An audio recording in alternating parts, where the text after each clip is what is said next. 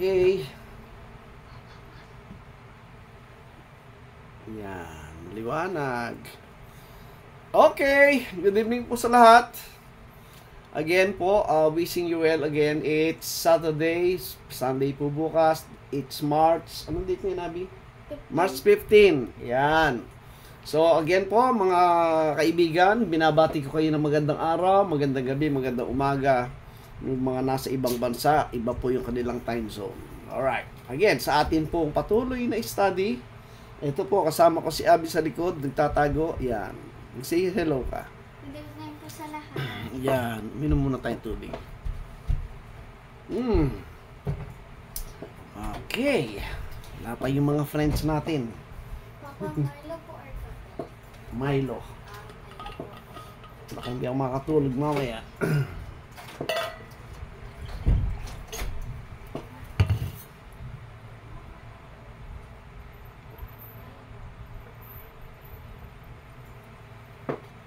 Yun. Sarap ng tubig na malamig. Okay, magandang gabi again.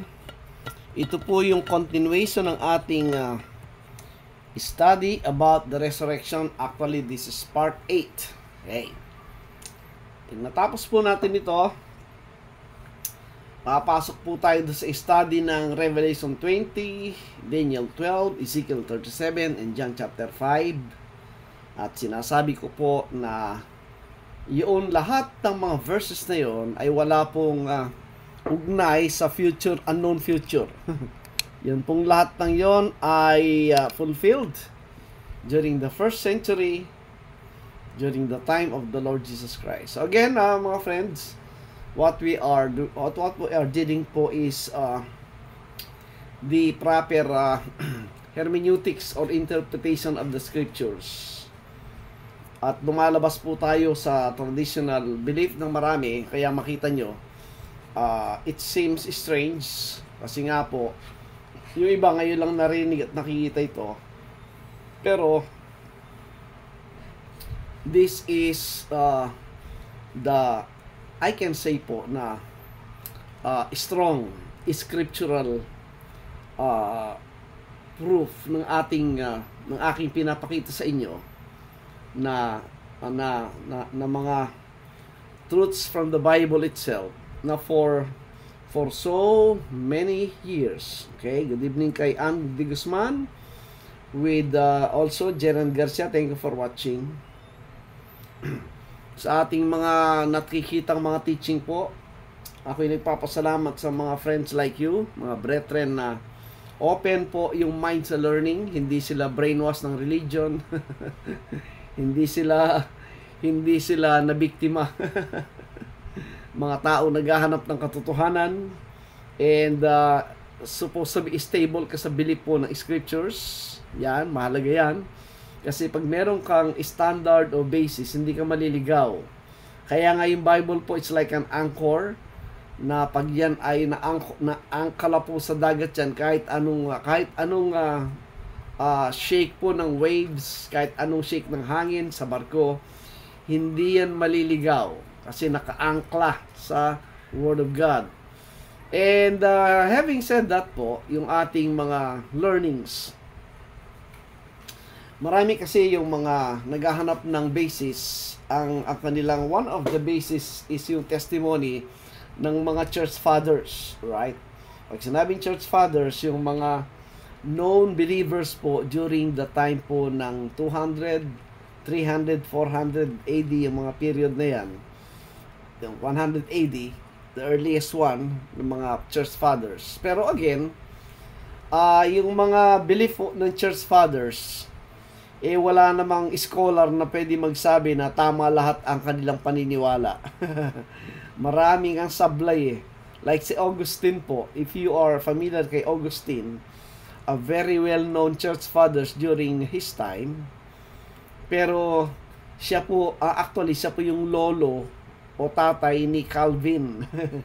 Kasi sa kanya po nagmula yung doctrine of election.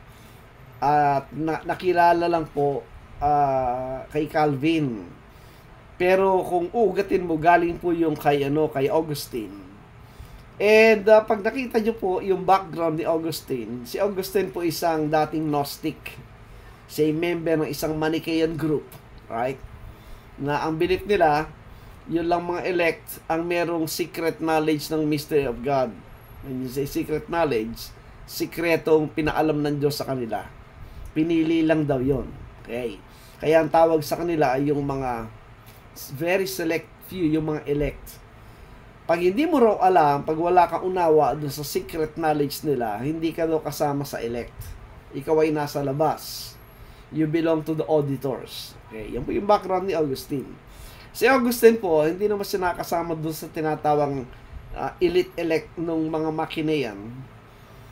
At nang umalis siya, naging professing Christian, inadapt po niya yung teaching na yun. Pero actually, it's a Gnostic belief. Galing po yan sa galing po yan sa mga turo po ng ng Greek philosopher, hindi po galing sa Bible. Yan. So busy man, okay, okay, sa trabaho, business, kailangan yan, sister. Blessing yan, merong income, merong opportunity magtrabaho. Yan. And thank you so much sa pakikinig. Okay, so ang ating patuloy na series of study po is about resurrection. Ang contention natin, ang resurrection by spiritual, ito by physical. Yan. Ating na-discuss yan. Kasi nga, yung marami, naghihintay pa ng resurrection sa future. Kasi hinihintay nila ay yung resurrection in the physical sense, na yung daw mga nasa libingan, ibabangon lahat. Ibabangon muli yung katawan galing sa lupa at ire-resurrect. Alright? Ang ginawa natin for the past several weeks na ay tinrace natin yung pinaka foundation ng teaching na yan. So ang rightful question and answer is this, para makita natin ang katotohanan, ang choice kung ano nga bang resurrection. It's a choice between spiritual and physical. It's a choice between physical, individual, bodily resurrection, or it is a corporate spiritual bodily resurrection na nagmula kay Jesus Christ, nagmula nang maitayo yung kanyang temple, which is the body of Christ sa resurrection nung 30 AD. And with that, nakita natin ang comparison sa scriptures by reading po yung 2 Corinthians 3 hanggang 5. And then when we compare po yung Genesis 2:17 at saka Romans 7 na dinitalye ni Paul kung ano yung mga definition ng mga proper interpretation ng mga signs sa Old Testament. And we found out na ang death, ang physical ay connected dun sa law, dun sa Old Covenant program pamula pa kay Adam, yung tinatawag na knowledge of good and evil. Okay? That brings spiritual death mula kay Adam at dumaloy sa lahat ng tao yon, because Adam po ang representation ng Diyos sa yung priest at that time. At sa kanya nagmula ang unawa na yon at sabi nga na Romans 5:12, naipasa yun sa lahat ng tao. And we are included in that. So, ibig sabihin po, yung law, the knowledge of good and evil, first po yun, ito po ay pumasok sa ating conscience, sa ating knowledge of good and evil, until it was written. Sa time ni Moses, yun na po yung writings, yung law of Moses, the writing of Moses. Nevertheless, that kind of law po still prevails. At nakita natin sa 2 Corinthians 3, sa Romans 7, ang cause ng death ni Pablo ay yung kanyang unawa ng commandment o law sa Romans 7:9. And having that understanding ng law of good and evil, we have kanyang pinakita po yung sa Romans 7, yung definition ng good at saka ng evil, at kanyang define yung good po ay yung law at ang evil ay yung sin, which is the flesh, na ating naunawa mula sa Romans 7. Kaya nga po, good evening kay Michael Lico, thank you for watching.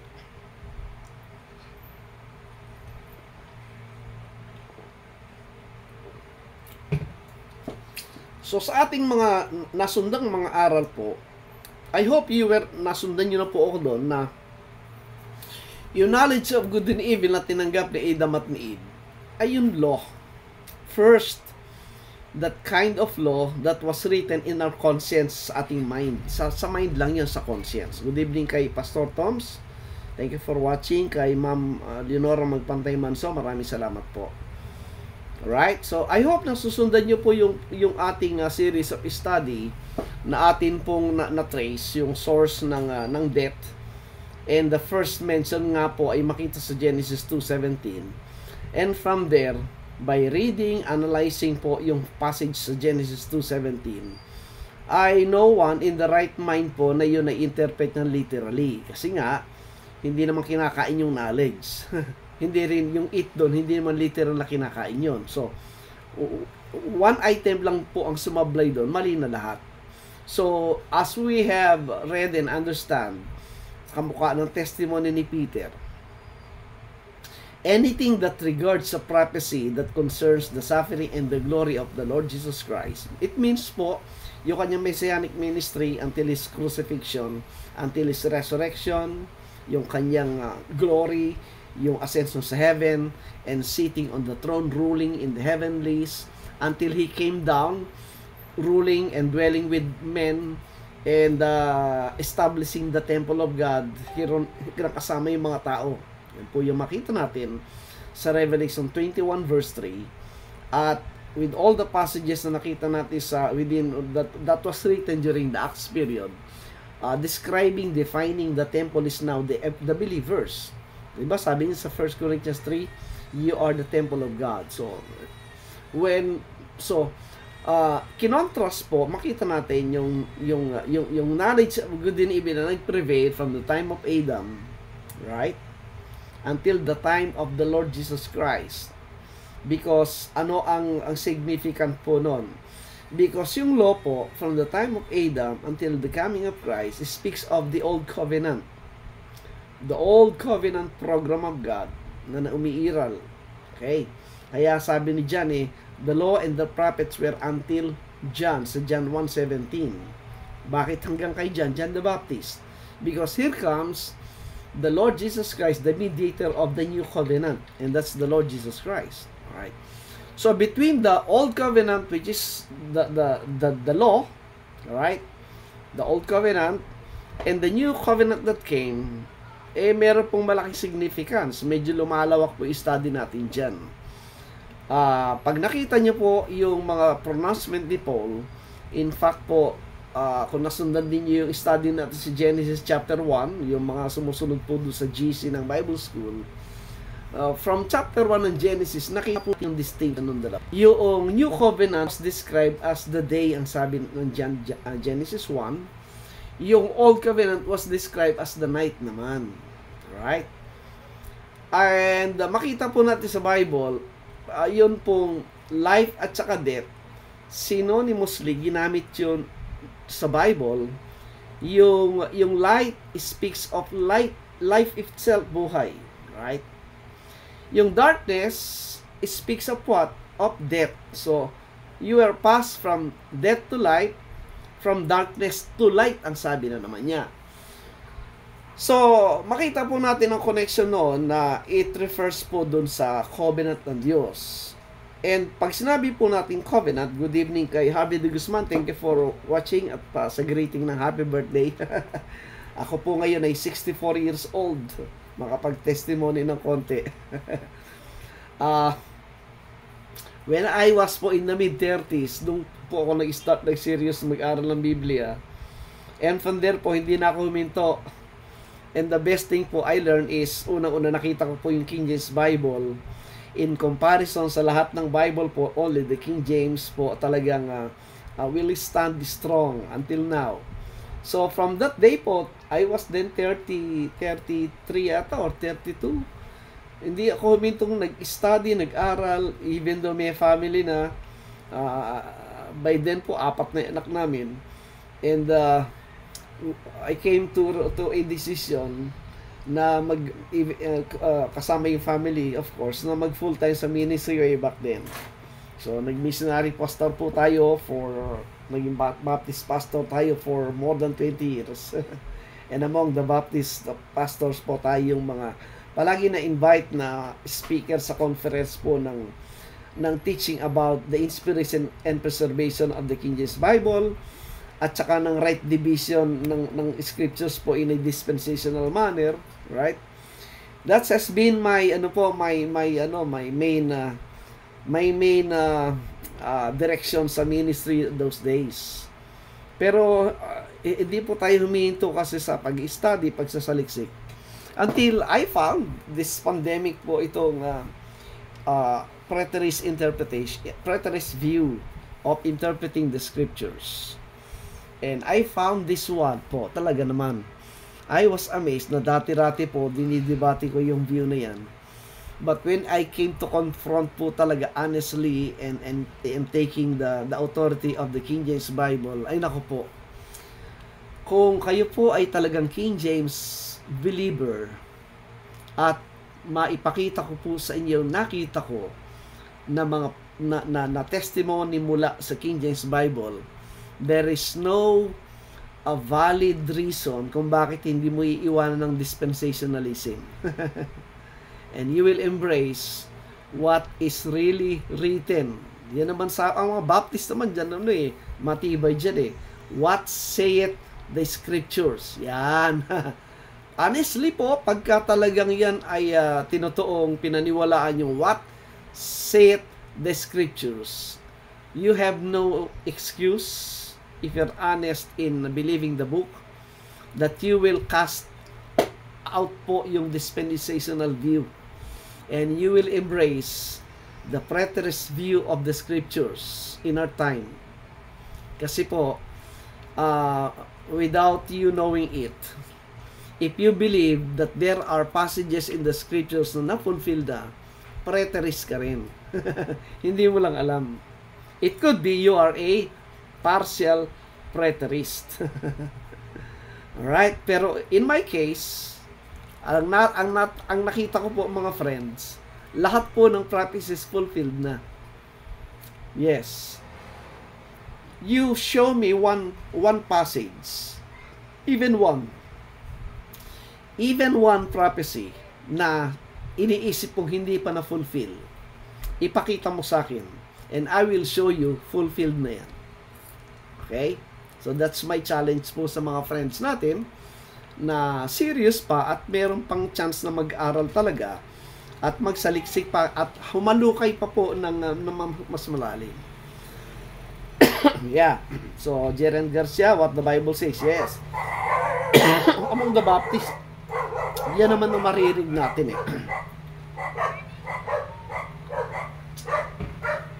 sa mga preaching sa pulpit, di ba? Yan ang narinig natin. Alright.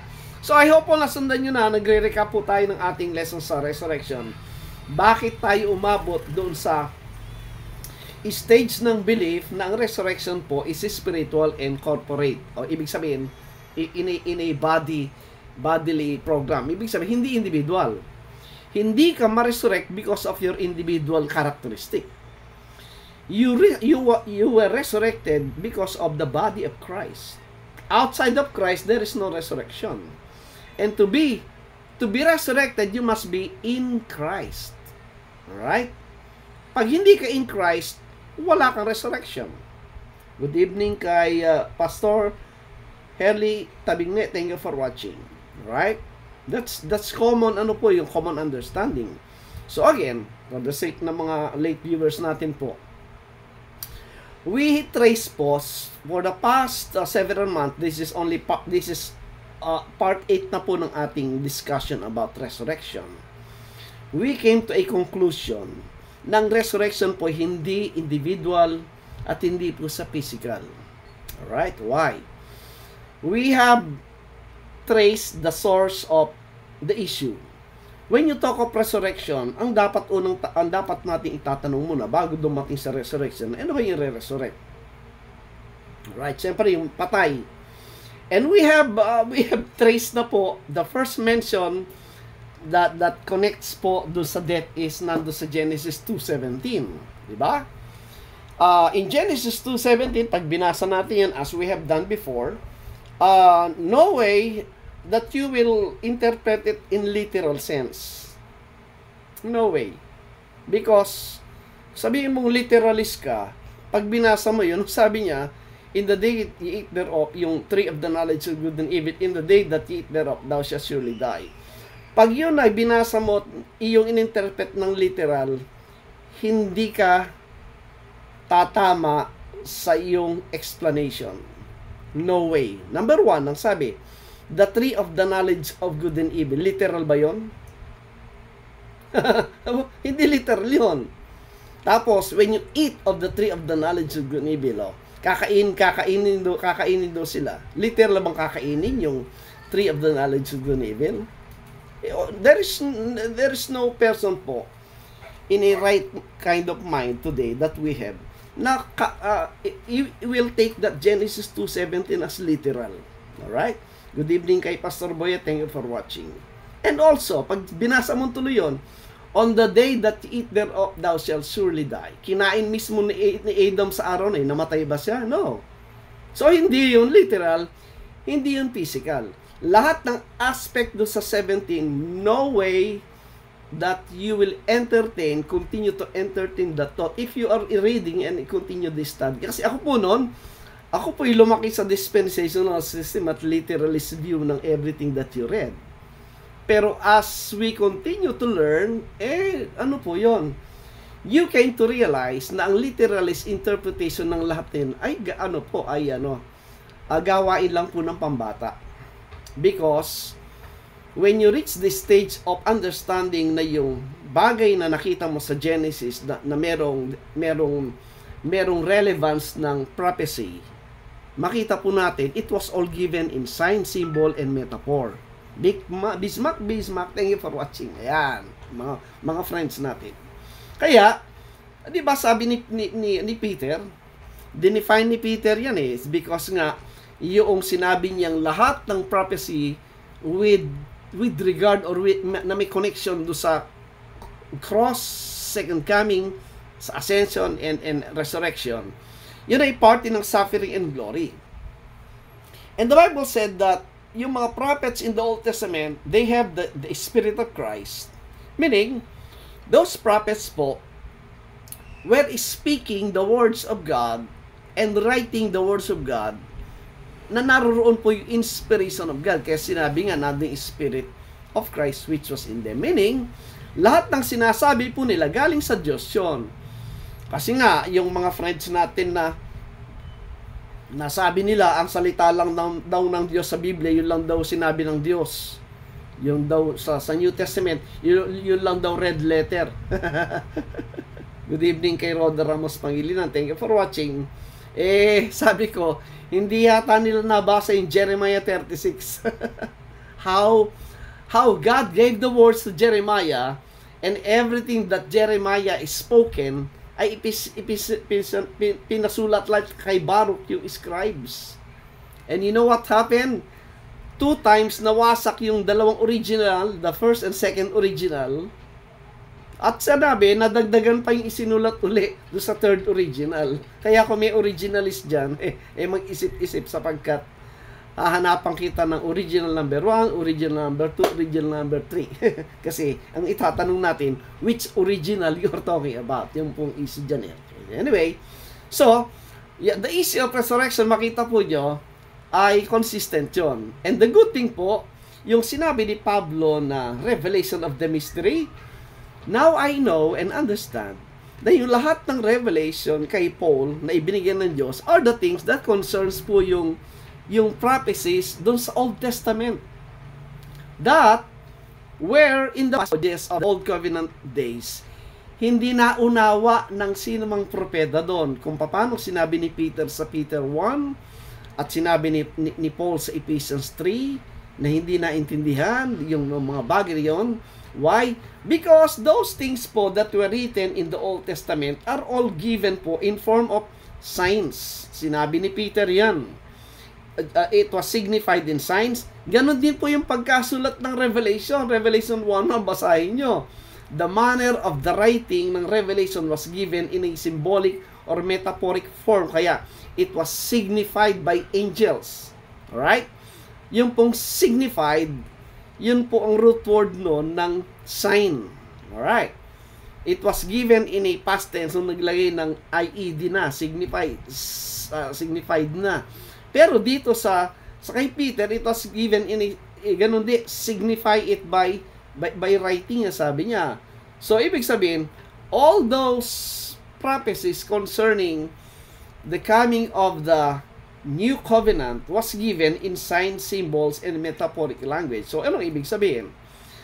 Truly po, it was a secret way back then until it was revealed kay Apostle Paul.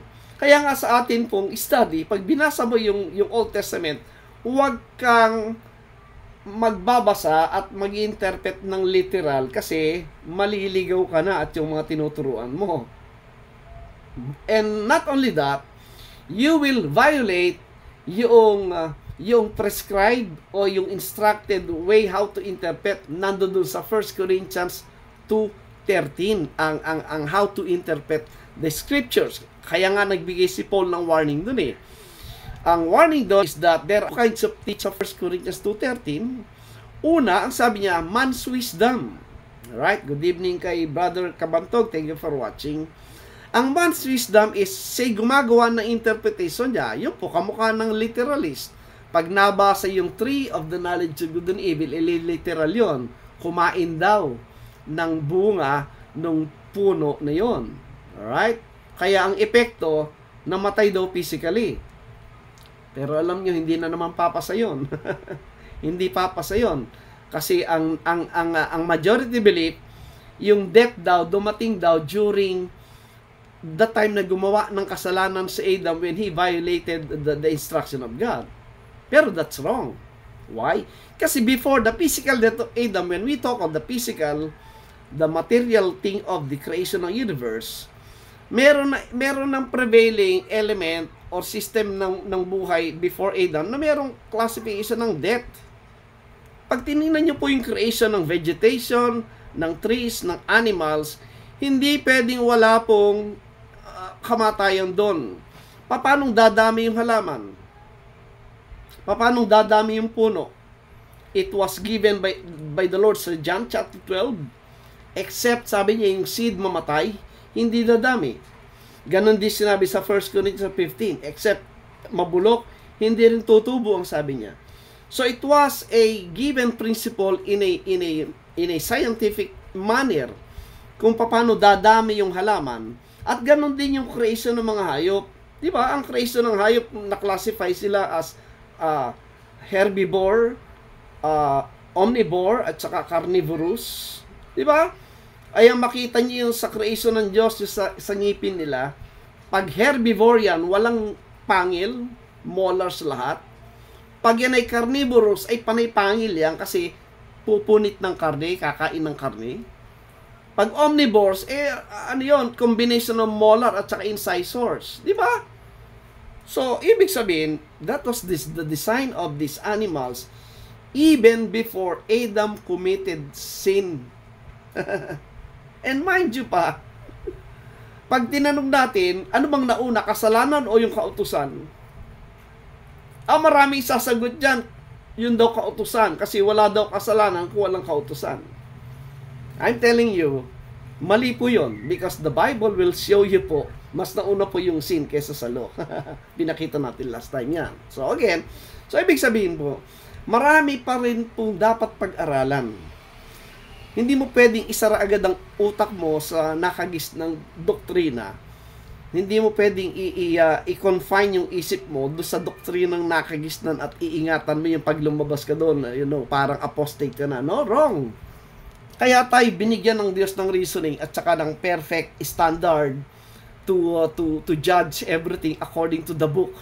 And that's the King James Bible to me. Sa mga friends nating King James dyan, I challenge you. I will show you 100% that this view is the scripturally sound doctrine. Alright? Sana yung mga friends natin dyan, mga Baptist, magkaroon ng friendly, charitable fellowship, simply to study the scriptures. Hindi naman natin pinagpipilitan kung ano yung doktrina natin. We just want to share. If there are people who are still open sa learning, at talaga ang final authority ay yung Bible mismo, abay, pambihira, mamahalin niyo ako. Hindi kayo magagalit sa akin.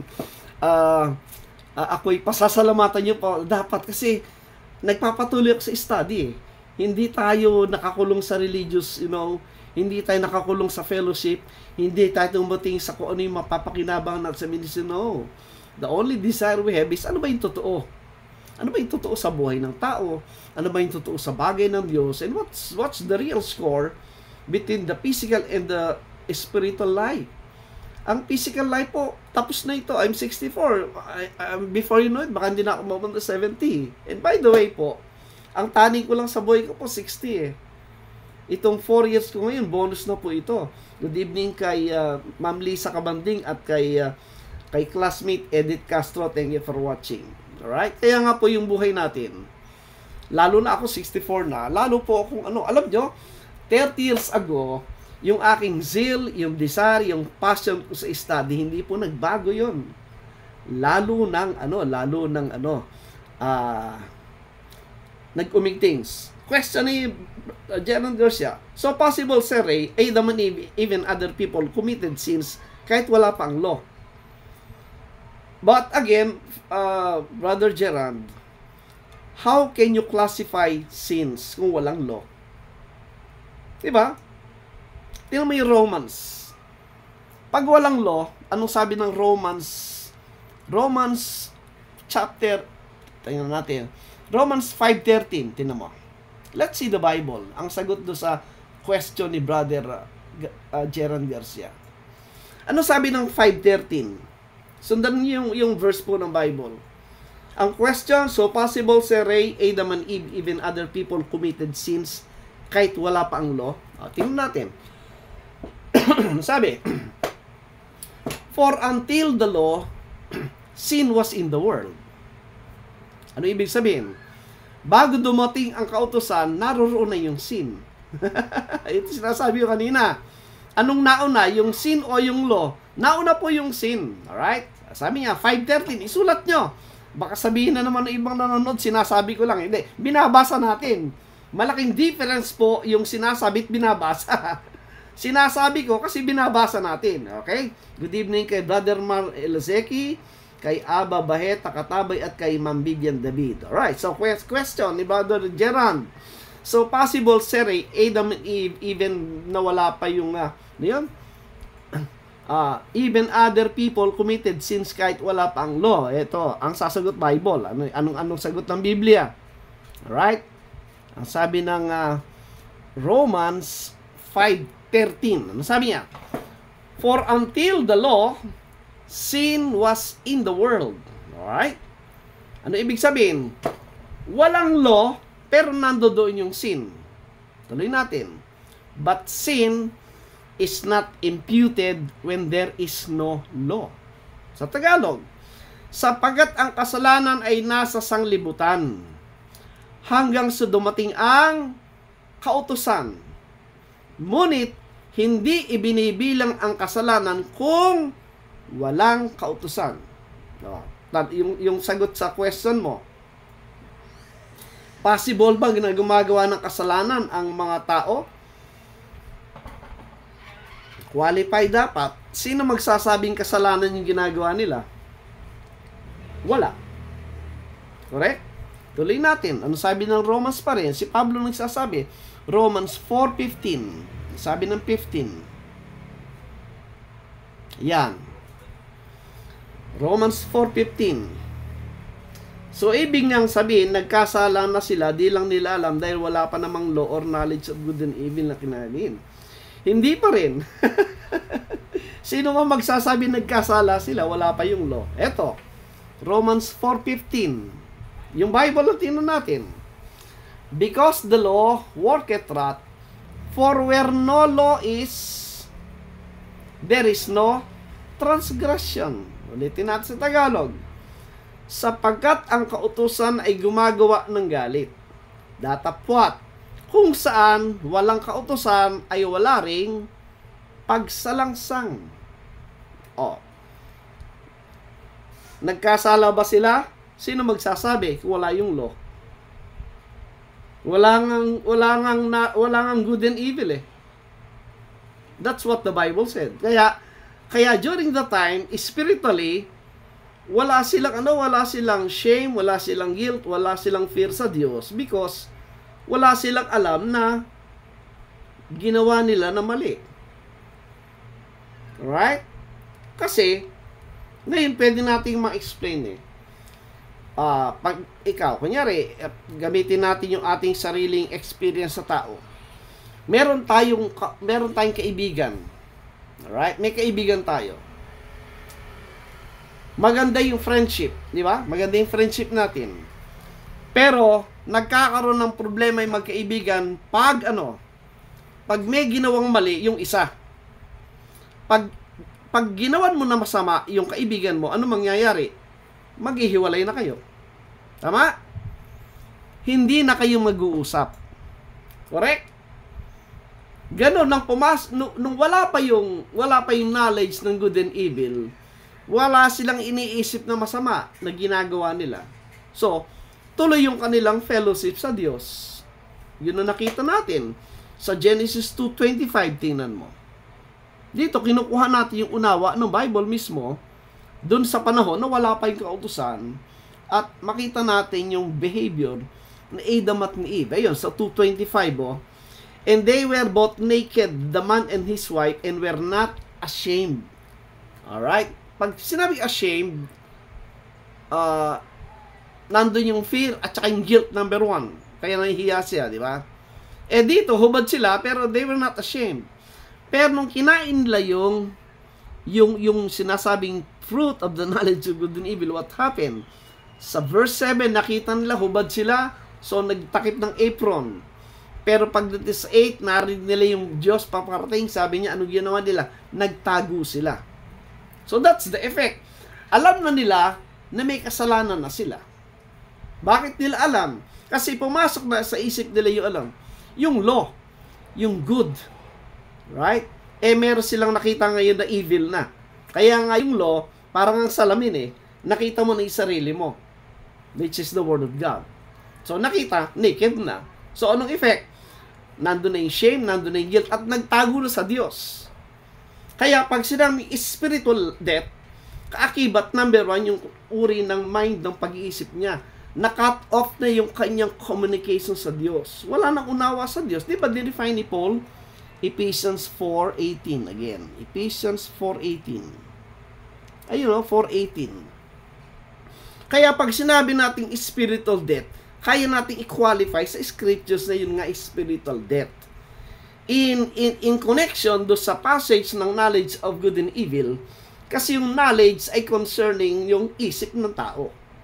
Nang apektado talaga in the first place ay yung mind ng tao.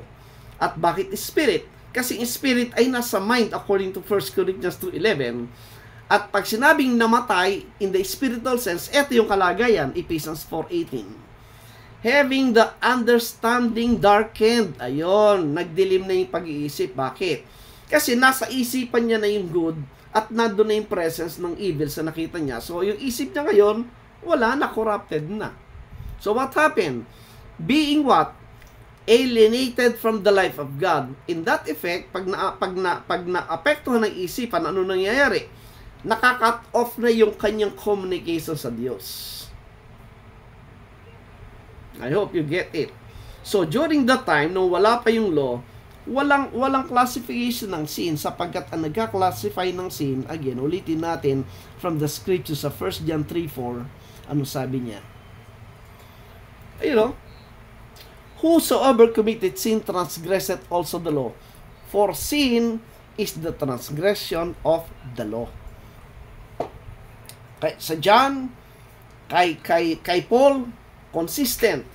Without law, there is no imputation. Without law, there is no transgression. At sinabi rin ni John, for sin is the transgression of the law. Kung wala pa yung sin, ay pag wala pa yung law, walang itatransgress na law. So, sa ating pag-iisip na gano'n, yung mga tao in Adam before the law, walang classification ng sin sa mind nila.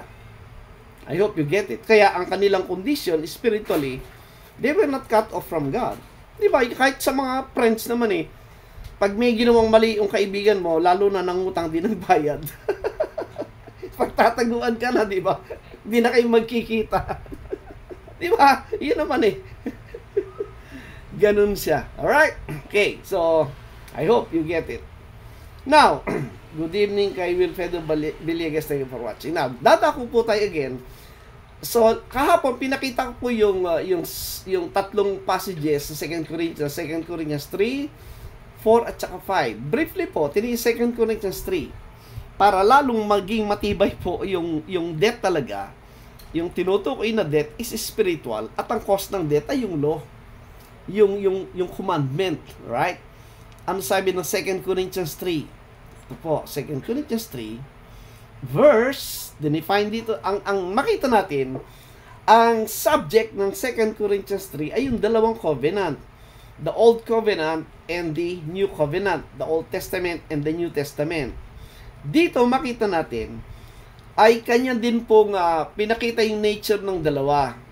Ang nature ng Old Covenant ay yung letter. Saan ba yun? 2 Corinthians 3 verse 6. Ayun o. Sabi ng 6, who also hath made us able ministers of the New Testament. Not of the letter, kasi yung letter po, physical. Pag letter po, nababasa natin, physical yan. Literal na binabasa mo. Pero, yung New Testament, ang characterization po ng kanyang nature is what? But of the Spirit.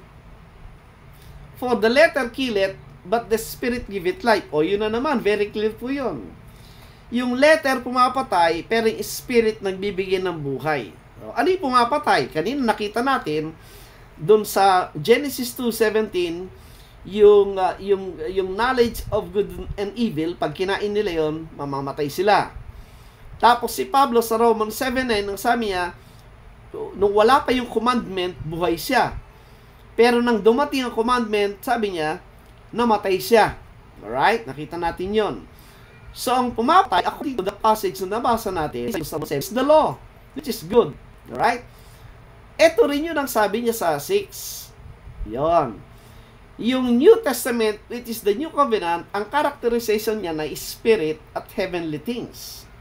But the good thing, it is the Spirit that giveth life, ang sabi niya.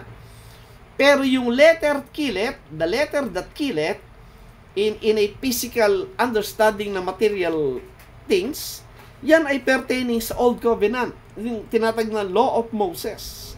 Bakit natin nasabi? O, Timothy 7. Again, sa mga viewers natin, hindi ko sinasabi ito. Ko-qualify natin.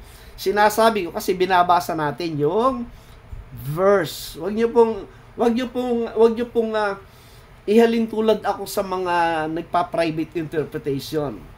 Ako po yung nagbabasa, and from there, kumukuha tayo ng unawa. I hope you're getting this, alright? Tinan niyo po, good evening kay Ma'am Florinda Yusan Mercado. Thank you for watching. Bakit ko nasabi yung letter ay yung Old Covenant at yung Spirit ay yung New Testament, which is the New Covenant na nakalagay naman doon? 7, ayun o. But if the ministration of death, yun, sabi niya, yung nagdudulot ng kamatayan, written and engraven in stone. So, given yun. Yung mga familiar sa pagbabasa ng Biblia, kahit hindi ka pastor, alam mo kung ano yung written and engraving in stones. Ano yun? The Law of Moses. Yun yung Old Covenant, way back sa Exodus 19. Di mo ba? Yun. Ang sabi, yun daw ang ministry daw nun, death. So, connected po yung Old Covenant, the Law of Moses, sa death. Tuloy natin. But if the ministration of death, written and engraven in stones, was glorious, ganun pa man, kahit siya ay nagmi-minister ng death, siya ay classified pa din as glorious kasi galing sa Diyos. So that the children of Israel could not steadfastly behold the face of Moses for the glory of his countenance, which glory was to be done away. Verse 8. How shall not the ministration of the Spirit be rather glorious? Alright?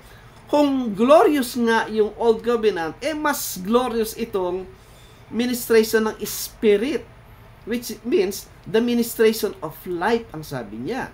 9. For it, the ministration of condemnation. Ayun, very clear. Yung ministration of condemnation, yan din po yung ministration of death, at yan po yung Old Covenant, yung law.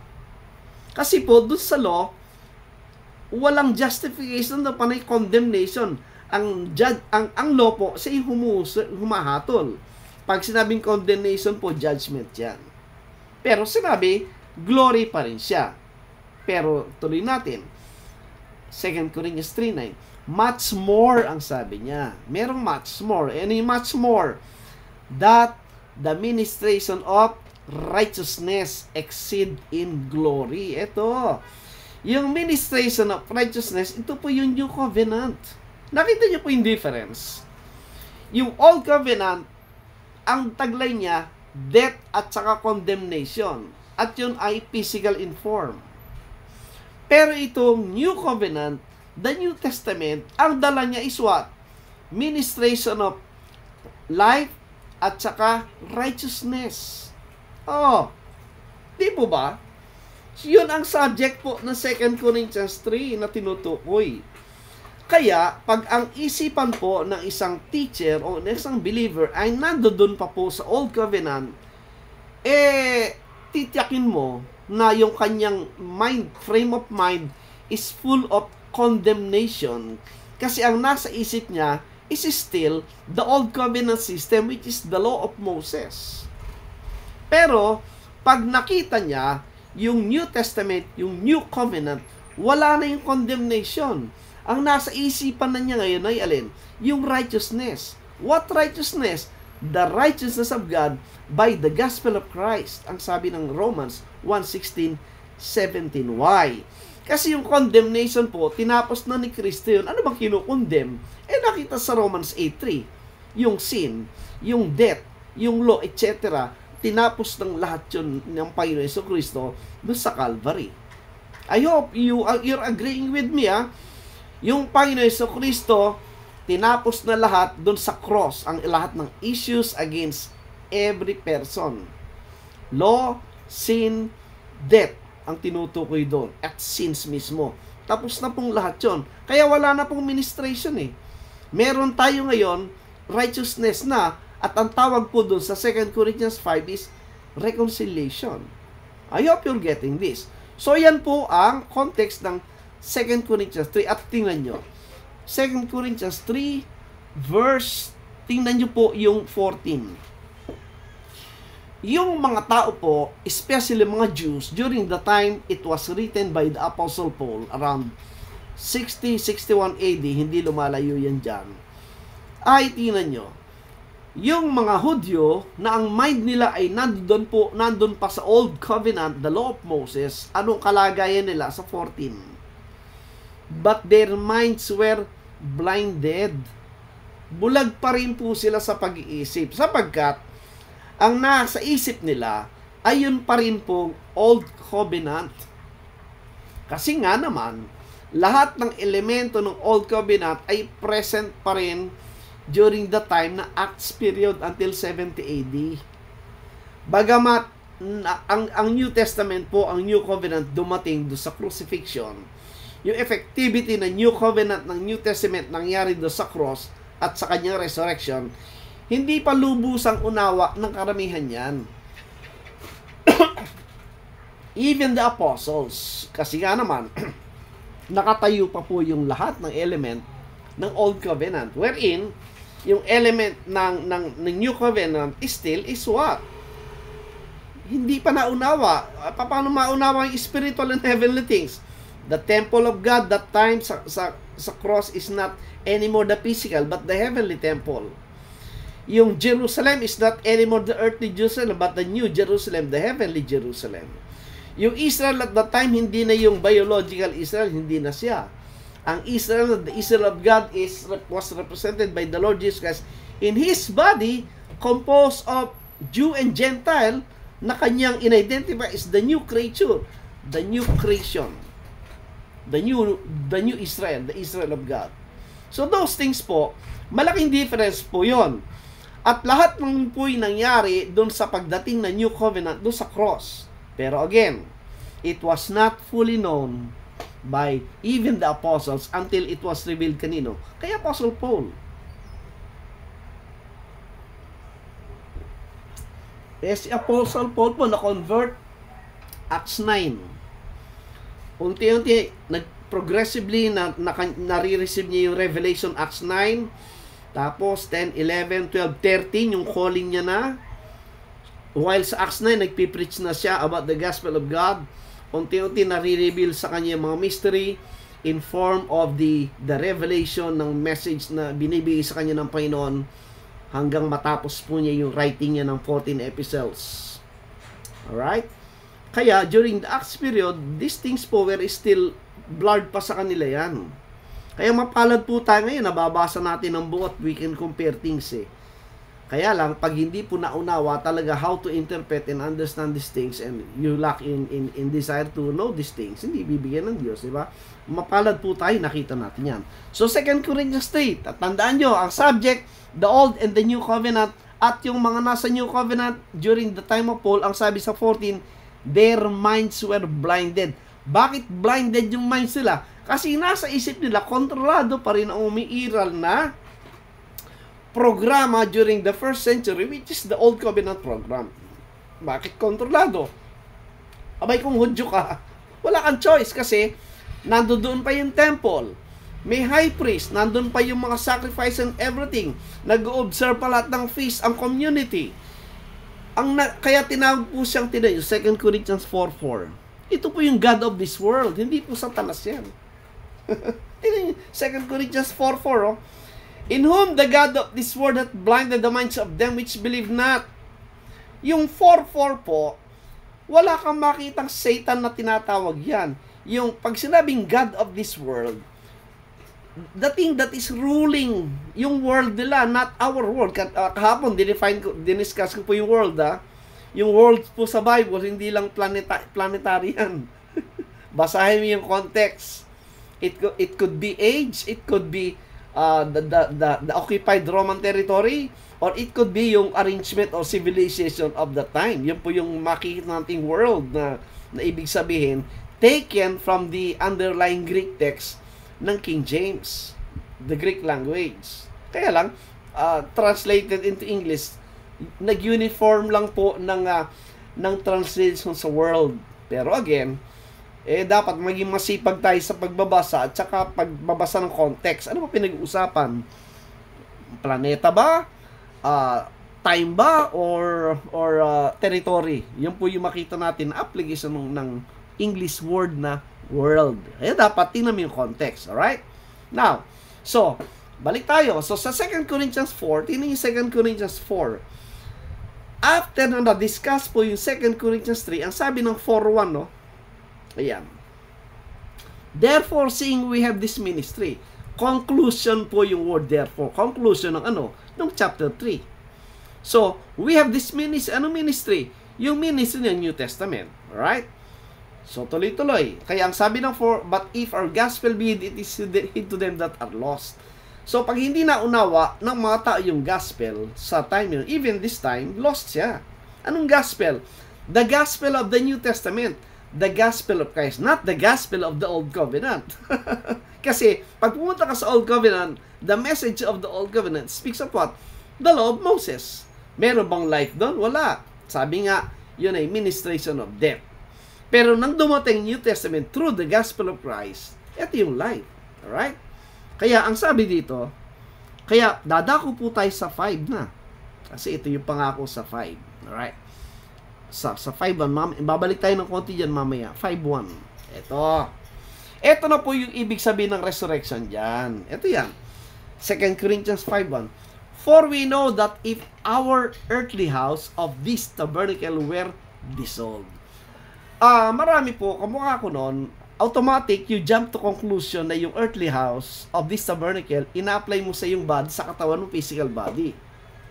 Pero wala kang basis doon. That is just an assumption. Ina-assume mo lang na pinag-uusapan dyan ay physical body mo. Kasi, meron ka ng presupposed thinking na natanggap natin through tradition. Pero kung babasahin po natin ng buo, makita natin, mali po yun. Bakit?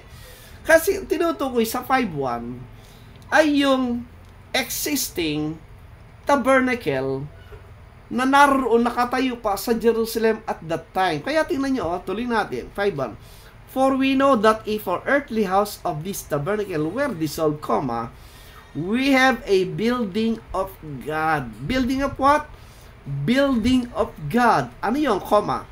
An house not made with hands, eternal in the heavens. Tingnan nyo, sa verse 1 po, merong comparison. Isang earthly at isang heavenly. Tama? Yung tabernacle, kasing hulugan po yun ng house. Right? Ng building. It's a dwelling place. I hope you're getting this. So, that speaks of the what? The temple.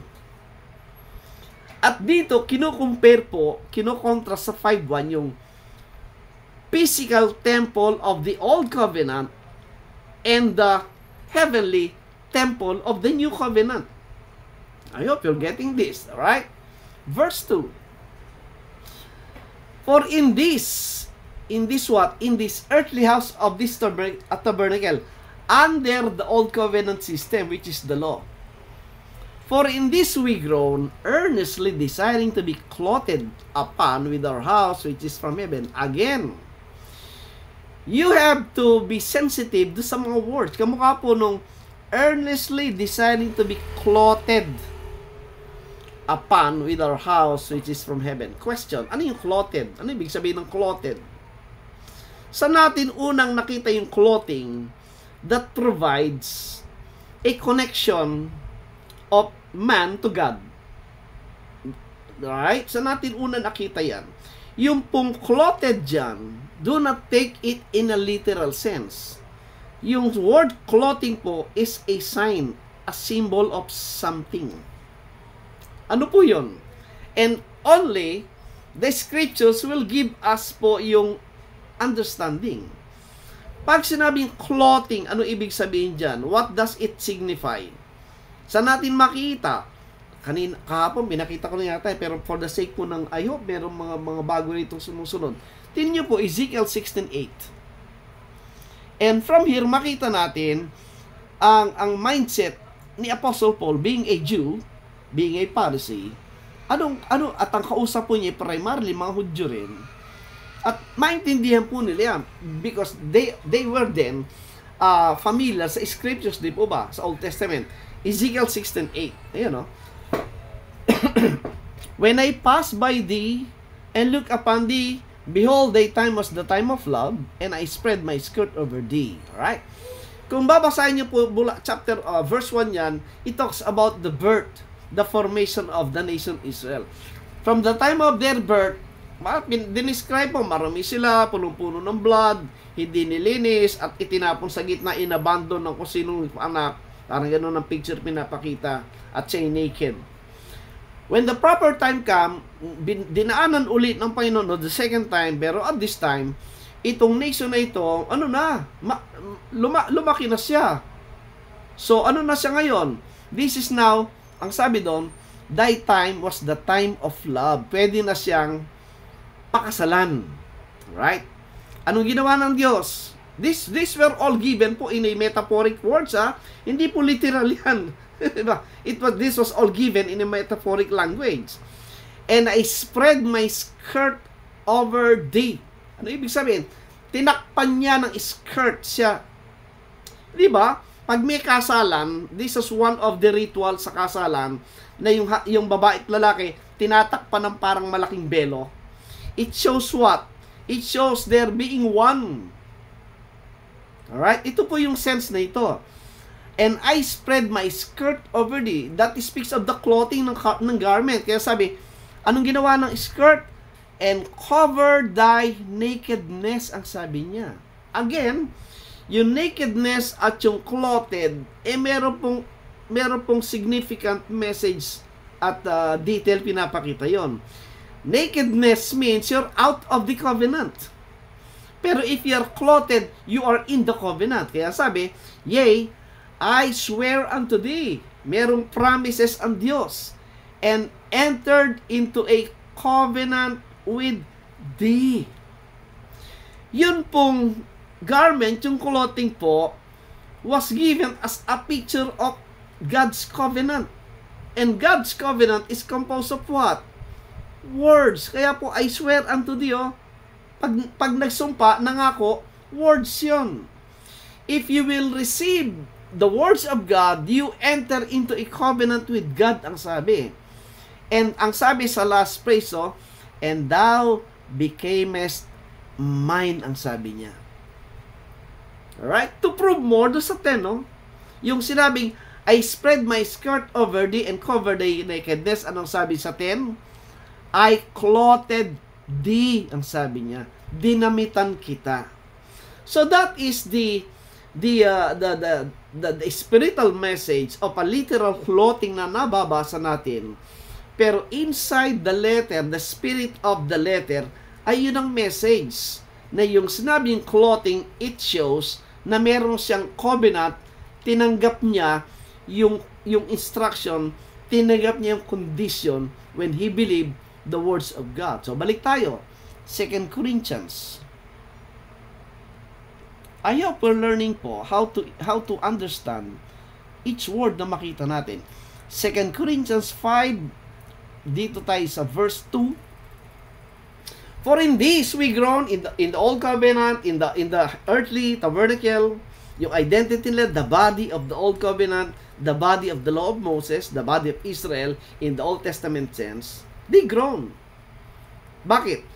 Earnestly desiring to be clothed upon with our what? House, which is from heaven. What is the house? Ayun po sa 1, building. The house of God. The body of Christ. The temple of God. Yung pong iniibig sabihin. In this revelation kay Pablo, unti-unti umaalis yung thinking nila sa earthly, sa old covenant system, patungo dito sa new covenant, which is heavenly. Kaya pag sinabing clothed upon, pumapasok sila doon sa covenant ng heavenly na ngayon. Which ministers what? Righteousness at saka life. Tuloy natin sa 3. If so, that being clothed, we shall not be found naked, ang sabi niya. Kung madadamitan siya, hindi siya makikitang hubad. Kasi pag naked siya, wala kang clothing, wala ka sa covenant, wala kang life. And you are dead. Right? Verse 4. For we that are in this tabernacle do groan. Ano yung this tabernacle do groan? Again, nandun pa yung thinking sa old covenant system. Being what? Burdened. Hanapin natin yung word burdened sa Bible po. Burdened. Sana makita ko. Ito po ay connected sa law.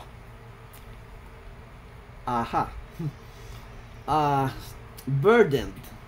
Sorry po Connected po yun sa law. Yan.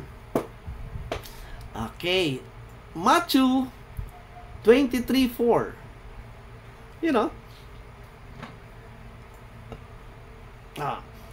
For they bind, mga Pharisees, heavy burdens and grievous to be borne, and lay them on men's shoulders, but they themselves will not move them with one of their fingers. Reference po yan sa law, yung burden na tinutukoy. Dito rin sa ay, nawala. Sorry po, nawala yung aking nahanap. I'm looking for a word burden sa Galatians yata. Ayun. Galatians, Galatians, sorry po, 6, Anyway po, makita ko po yan next time. Kasi po, ang tinutukoy na burden dyan is yung masyadong pabigat na dala nila sa law, pero they cannot even perfect the law. Right? Ganon din naman sa religion Pag ikaw ay naging member ng religion, after na mabaptize ka, anong papaliwanag sa'yo? Responsibilities. Di ba? Ano yan? Giving, tithes, etc. Yung lahat ng responsibility sa church, everything. Sa maraming religion po, mabigat yon. Sabi nga nung kamag-anak ko, hindi ko na mabagitan ng reliyon kasi gusto ko pumasok sa reliyon nila. Abay, kasabi-sabi ba naman, alam mo, pamangkin, baka hindi mo kayanin kung paaanib ka sa reliyon namin. Kasi maraming tungkulin at responsibilidad, sabi niya. Ganun po ba? Kasi by the time bata pa ako, wala pa ako income, parang hindi interesado sa akin. Alam niyo na. Alright. So, that's what the look guys, 2 Corinthians 5.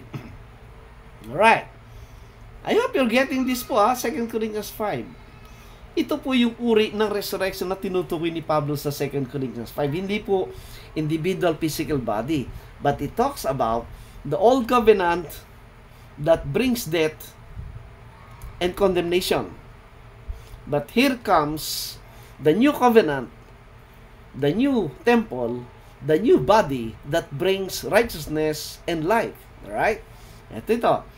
And then, verse 3, verse 4. Ayan. Look at 4. For we that are in this tabernacle do groan, in this tabernacle what? In this body of the old covenant tabernacle. The old covenant system, the law of Moses. They are groaning. Why? Being burdened. Not for that we would be unclothed. Hindi naman nila ninanais na mawala sa covenant ng Diyos. But clothed upon. Ng ano? That mortality might be swallowed up of life. Ayun. Hindi naman namin gustong mawala sa covenant ng Diyos, bagamat nandito kami sa old covenant. Pero ang nais namin, ang aming ginugrown at ninanais, ang sabi, madamitan kami. Ng ano? Ayun o. Mortality at ng life. Which will come from the what? The new covenant. The New Testament na ating nagmi-minister ng life at saka righteousness. Verse 5. Alright? Alright, tuloy natin. Now he that hath wrought us for the self-same thing is God, etc. Verse 6. Therefore, ang sabi ni Pablo, we are always confident knowing that whilst we are at home in the body, anong body yan? The body. Hindi sinabing may body. The body, what's the body referred to? Mula sa umpisa pa po ng 2 Corinthians 3, ano pinag-uusapan? The body of the truth that refers to the old covenant. Yung po tinutukoy niya, kaya sinabi niya, therefore we are always confident, knowing that whilst we are at home in the body, we are absent from the Lord, ang sabi niya. Bagamat naririto pa kami sa Old Covenant, wala pa kami sa Panginoon, ang sabi niya, because the presence and domain of God ay nandun sa New Testament. Tuloy natin. Verse 7. For we walk by faith, not by sight. Ayun o, kinontrast po yung physical at saka spiritual. A believer po is supposed to be walking by faith and not by sight. Kaya yung mga nagtatanong agad na namimiloso po, sabi mo, dumating na yung Panginoon. Nasaan siya? Naalala ko, ganun ang tanong ng mga Pariseo sa Panginoon, di ba? Nung sinabi niya yung kingdom, anong tanong ng mga Pariseo? Nasaan ang kingdom? Anong sagot ni Jesus Christ? The kingdom of God cometh not with observation. Ba't ka naghahanap? Maniwala ka saan? Sa sinabi ng Biblia. Sinabi ng Biblia, Christ in you. Nasaan ba si Kristo ngayon? Abay, pag wala pa si Kristo ngayon, kung hindi pa dumating yan, ano ka? Wala ka kay Kristo. Wala pa tayong kaligtasan. But the good news is, dumating na yung Kristo. And that Christ is dwelling in every believer. Christ in you, ang sabi niya. Kung hindi pa dumating po yung Panginoon, wala pang salvation. Pero ang Bible sinasabi, He came the second time without sin unto salvation. So yung pagdating po niya, taglay niya yung kaligtasan and He already came. Okay, kaya ang sabi dito again sa 8, we are confident, I say, and willing rather to be absent from the body, mawala na dun sa old covenant system, and to be present with the Lord through the new covenant system, the New Testament, ang sabi niya. Right? Verse 9. Wherefore we labor that whether present or absent we may accept of Him. Then, we must appear before the judgment of Christ, etc. Alright? Pag binasa niyo rin po yan, basahin niyo po, maintindihan niyo na po, ang pinag-uusapan po dyan is the corporate body of everyone who entered the body of Christ, who received the covenant through the gospel of Christ, the New Testament, and you're now in Christ, and the Bible said, you are already resurrected because you are now under the ministry of life. Kaya ang sabi ng 2 Corinthians 5:18 po, tinan nyo. Si Paul nga po, tinan nyo. Tinan nyo po sa 2 Corinthians 5, verse 16. Tinan nyo maigi po. Okay. Alright. Ano sabi ng 16? Kasi, may nagtatanong po palagi, di ba? May nagtanong sa atin, okay.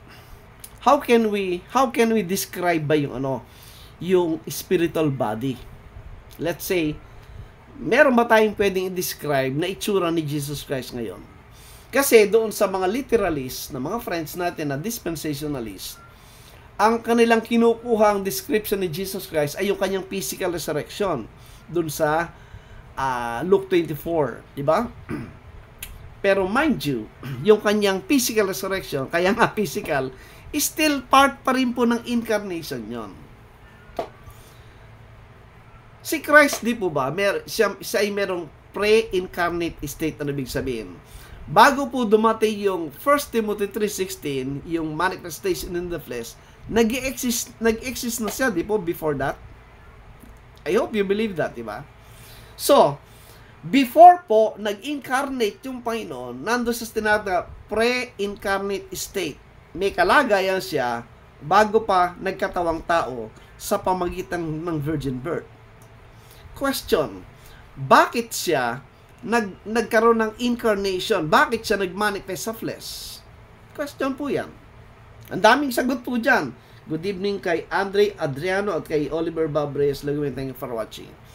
Ang daming sagot po dyan, pero the most obvious answer ay nandun sa Romans 8:3.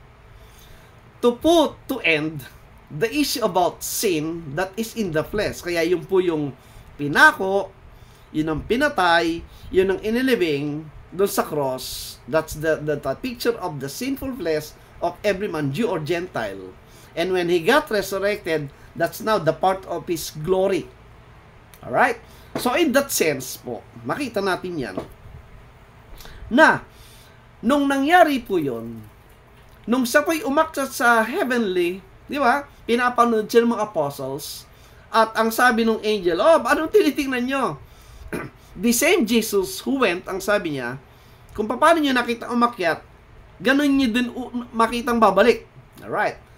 Ang problema, sa maraming nag-aral, nagturo ng Biblia, nag-remain dun sa sa physical image, physical visible image, so nag-resurrect siya, na sinabi niyang, yung hawakan niyo ako, meron akong butot laman, pero ang espiritu wala. Kino-correct ng Panginoon thinking ng mga apostol na yung nakita ng espiritu, hindi. Sinasabi na hindi espiritu nakita nila, ang nakita nila yung pre-incarnate Christ in that glorified sense ng physical body niya. Pero after that incarnation, bumalik na sa pre-incarnate state. Anong sabi na Acts 1:9? I hope you're following me po, yung mga, lalo na yung mga pastor dyan. Ano sabi ng 1:9? Ang ating establish. Ano ba yung last visible image na nakita ng mga apostles nung sa umakyat sa heaven? Ano sabi ng 9? And when He had spoken these things while they beheld, He was taken up. Natapos ba? Hindi, may kasunod. And a cloud received Him. And then what happened? Out of their sight na. Ano yung last visible image na nakita? Cloud. I challenge you, my friends. Hanapin nyo lahat ng pronouncement ng promise coming in the New Testament. I dare you. lahat ng statement ng Panginoon with regard sa promise coming niya, may cloud lahat. At pag nakita nyo may cloud, mag-isip ng konti. Pag meron bang presence of cloud, meron ka bang makikitang physical, bodily, visible image? No. Punta ka lang sa Baguio eh. Pag dumating yung oras ng mga 6-7, may fog na eh. Hindi mo na makita yung kasalubong mo eh. Di ba? Ito po yung sinasabi ng Panginoon that when He will come, He was prophesying Matthew, way back in Matthew 16, that He will come in the glory of His Father. Yung kausap po niyang mga Hudyo, alam nila yon. Why? Because the manner of the appearing ng Diyos in the Old Testament, very clear, is in the form of what? Cloud. Some of you, maring, okay? Some of you, maring ngayon lang narinig ito. Sumunod po kayo palagi sa time ng FB Live ko and you will see a lot of things. Alright? So, therefore, pag binalikan po natin ating pinag-usapan na 2 Corinthians chapter 5, ang sabi ni Pablo,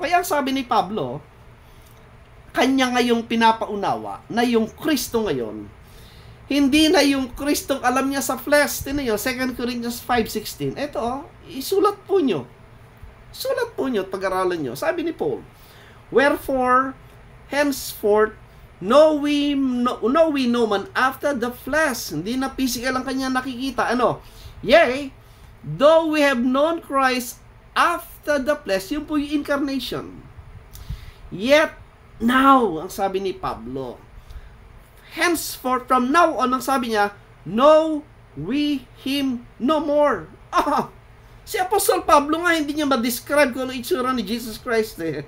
Yung pang sasabihin mong bodily image, dating uli yung Panginoon sa physical feature niya, si Cam, gaano katangkad, gaano kalaki, at saan bababa? Di mo ba? Sometimes, we have to rethink. May pinapatay yung aso doon. We have to rethink and take the scriptures as it is written. Di mo ba? Napakahalaga niyan, my friends. Alright? Andrew Santa Maria, thank you for watching. Now, mula po sa passages na ito, maliwanag yan. Kaya nga po yung context ng 2 Corinthians 3, 2 Corinthians 4, 2 Corinthians 5 will give you more understanding of what is happening. Dito 2 Corinthians 5, tinan nyo 18, no? And all things are of God that reconciled us to Himself by Jesus Christ, and hath given to us the ministry of condemnation? No. Ministry of reconciliation. Ang message po ng mga nasa New Testament, hindi na condemnation. Ang message is what? Reconciliation. Ano yon? Proclaiming the righteousness of Christ that is already established and that is already available to everyone who will receive His covenant, His words, His promise. And that is in the gospel of Christ. Ano pa? 19. Kaakibat po ng reconciliation ito, pakinggan maigi, basahin po, maganda, binabasa nyo rin. 2 Corinthians 5:19. To wit, ang sabi niya, that God was in Christ reconciling the world unto Himself. Hindi na po condemnation, kundi reconciling the world unto Himself. How God is doing the reconciliation? Ayun, kasunod po, not imputing their trespasses unto them.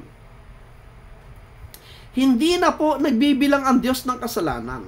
Hindi na nag-i-impute ng kasalanan ng Diyos doon sa time ng ministry of reconciliation.